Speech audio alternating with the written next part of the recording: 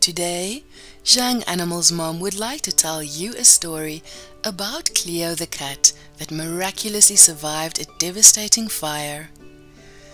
The weather had been warm for November, and I was bemoaning this fact as I'm a cool weather person. I'd woken up about 15 minutes before my alarm, so I got up, showered, and prepared for the day. Cleo, my 2.5-year-old black cat, was demanding food. I fed her and gave her some fresh water. I petted her and talked about how the weekend was almost here. As I left, I looked back as I always do because Cleo likes to sit in the window to watch me leave. I waved at her and off I went.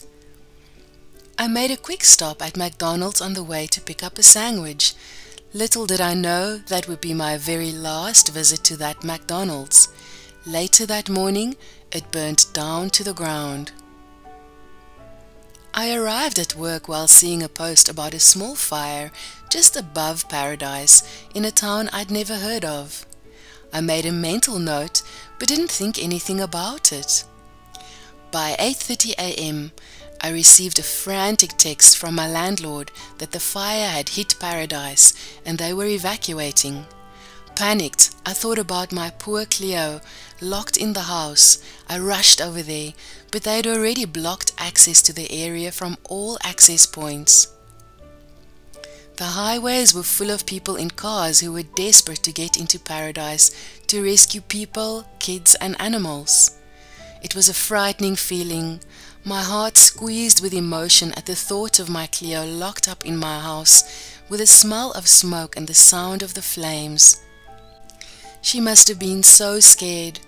I didn't weep because I was afraid I wouldn't be able to stop. I drove into Chico and I found myself in the parking lot of Target. I was still feeling shell-shocked.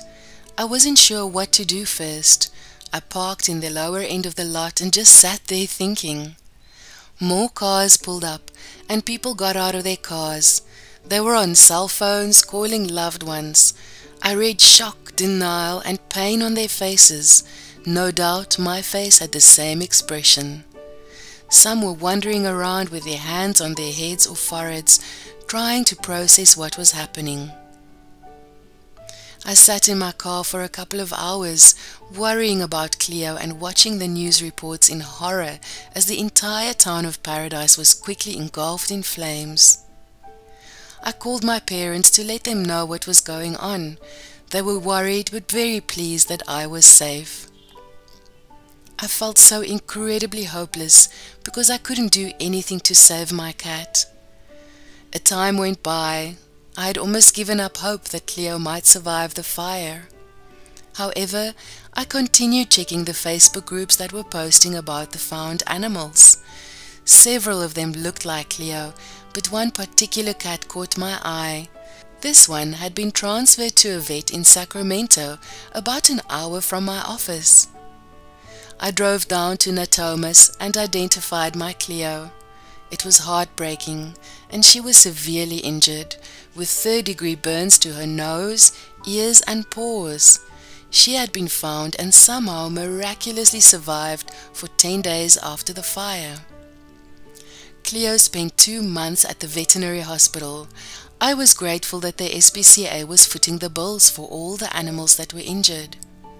Finally, she was released to go home with me, and I promised to bring her for weekly checkups. Her ankles were also injured in the fire, while the burns healed everywhere else. The skin over the joint is very thin and it refused to heal. She limped for a long time because the skin around those joint areas were painful. The vet said her ligaments were not being used much because the wounds caused too much pain. She said it might be permanent, but we could not say for certain. Apparently, she was in a coma for the first 48 hours. Then her responsiveness increased. They did a CT scan, but thankfully the brain was intact. During the following days, Cleo showed good signs of recovery. She became more vocal and was able to sit and have a little bit of food via a feeding tube. We've been in our new apartment for about a month now.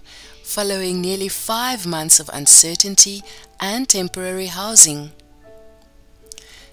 Cleo started recovering drastically since we moved into our apartment. She stopped limping, she started jumping, and has more energy overall. It has been nearly 6 months since the fire, and I feel that we are on a forward path to recovery, both physically and emotionally. What do you think about Leo the cat? It's quite a miracle, right? If you enjoyed the story today, please support us by subscribing to our channel. Thanks for watching. Bye bye and see you soon.